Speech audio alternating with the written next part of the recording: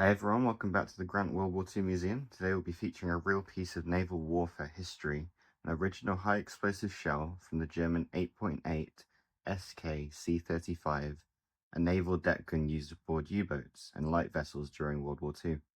Let's explore what this shell was made for and how it was used and why it mattered. 8.8 centimeter SK C35, short for Schnellerdekanon C35, was a German quick-firing naval gun first introduced in 1935. It was primarily mounted on early Type 7 U-boats, but saw limited use on surface raiders, mine layers, and submarines like the Type 9. The caliber was 88 mm, barrel length 3.96 meters, muzzle velocity 700 meters a second with high explosive rounds, and the effective range was 12,350 meters max horizontal. It could fire 15 rounds per minute, though that number dropped quickly in combat conditions. Crews had to manually load each round, and reload time would vary with crew experience and sea conditions. Here we have a complete example of the 8.8 centimeter high explosive round, a projectile that would have been used to engage unarmored or lightly protected targets, like merchant vessels or port installations.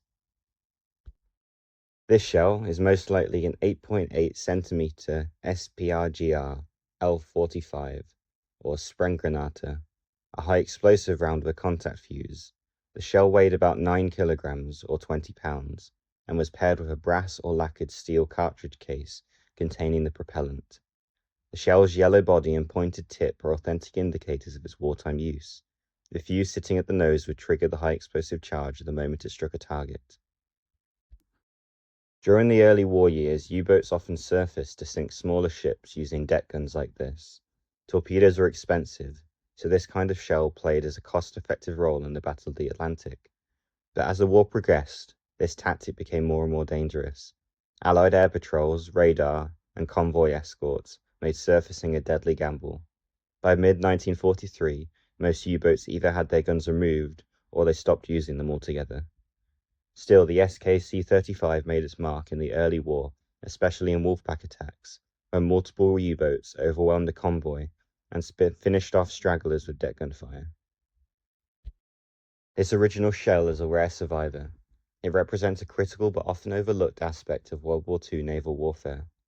Unlike the iconic 8.8 centimeter flak used in air defense or tank warfare, the SK-C-35 and its shells were tools of tactical attrition used to starve Britain of supplies by attacking its merchant fleet. Thanks for watching this deep dive into U-boat artillery.